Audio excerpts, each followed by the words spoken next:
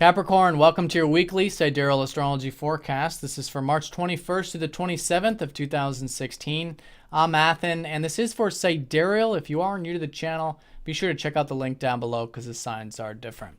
All right, so Capricorn, this week we've got the lunar eclipse on Wednesday, which is a high point and a culmination of a lot of the things that we may have been working on over the past 6 months. For you, this is specifically involving the ninth house, which is about adventure.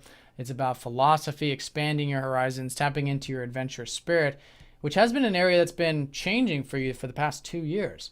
And so now with the North Node shifting into your 8th, matters are a bit more about intimacy, about deeper connections and the truth of life. But with this eclipse, it could be a culmination in some sense of this more adventurous, expansive view of life. It could be through philosophy, it could be through travel for some of you, it could be university, higher learning, etc.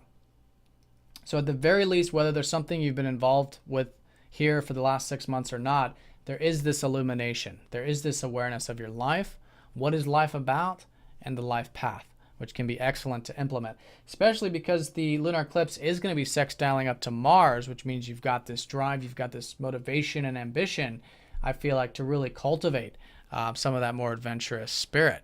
So that can be quite nice with that energy. And this is a Mars that's recently gone into your 11th house, helping you assert and take action towards your ideals and your visions, which your ruler in the 11th house has really been helping you establish and ground lately. For some of you, it might be community and friends and groups.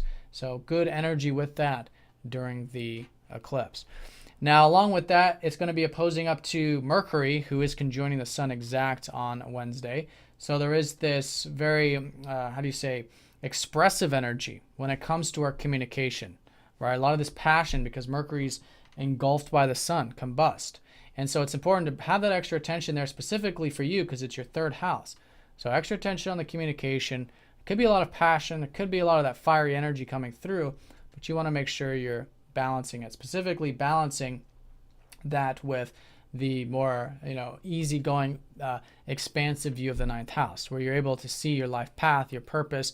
You're very direct in terms of what you're working on or intent towards.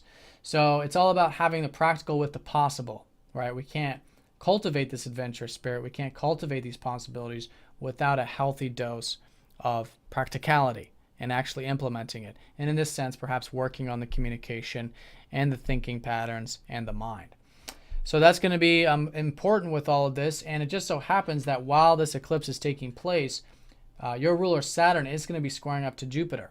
So because this is your ruler and Jupiter's a benefic, this, for a lot of you, will probably tend to be a little bit more on the optimistic side.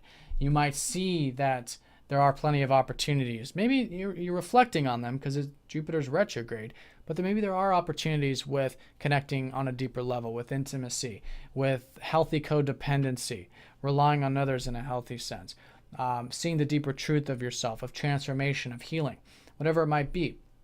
And so working on it with the square, implementing it. And that's been your ruler, like right in the middle of this T-square of this very transformational time with the North Nodes. So it's all about you guys, which is normal for you to take the slow and steady road to these possibilities and to the future. So just continuing with that, taking that nice and slow and steady and grounded approach to things in a constructive way and in a patient way is excellent during this time.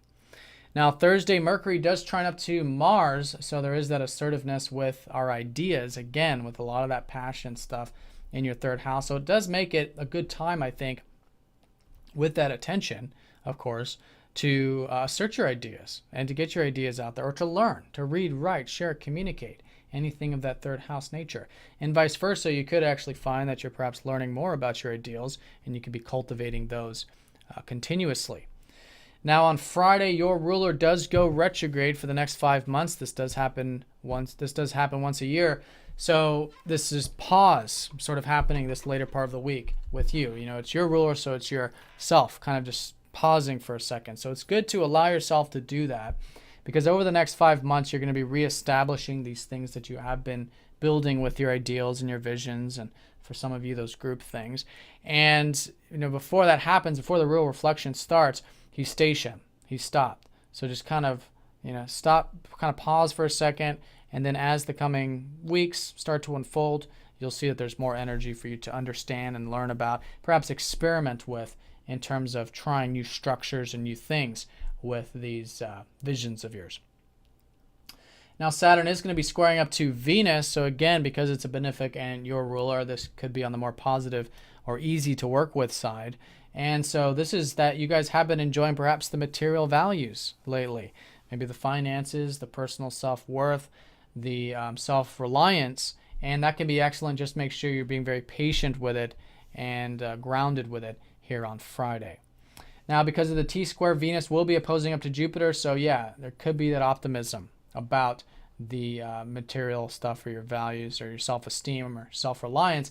And so you want to make sure that you are staying balanced, because sometimes with an opposition from Jupiter, it does suggest that we might be being overly optimistic. We're not thinking in the big picture. We're a bit, inspired, but it could tend to be something imbalanced. So just stay balanced with the whole thing, and remember that this whole next 2 years is about you cultivating the deeper side of life, the non-material side of life. And I think focusing on that in terms of how you can really enjoy the non-material side of life can be a great way to balance it, but without going to the extreme either. We got to have the material and the non-material enjoyments of life. Now, that's going to be that on that Friday. Then on Saturday, the sun does trine up to Mars. So again, good assertive energy, perhaps with your ideas, learning, reading, more of the practical stuff. Venus does sextile up to Pluto. So perhaps some new change here with the values or resources in that sense that can be positive. Perhaps from you understanding more about your unconscious belief systems and this change that's been going on deep in your psyche with Pluto in that 12th house. All right, Capricorn, so have an excellent week. Thanks for watching, and I'll see you all next week.